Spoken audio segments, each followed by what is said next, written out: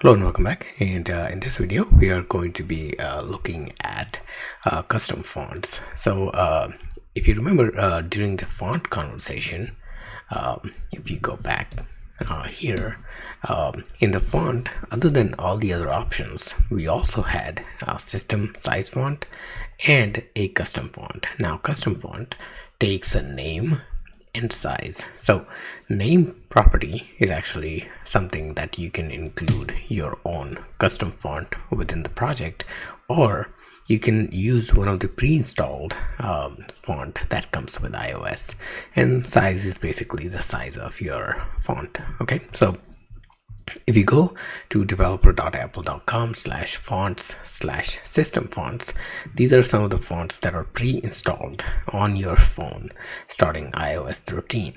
So you can actually take a look at these and try out one of these. So the one I like is called Chalkboard, or Chalk Duster actually.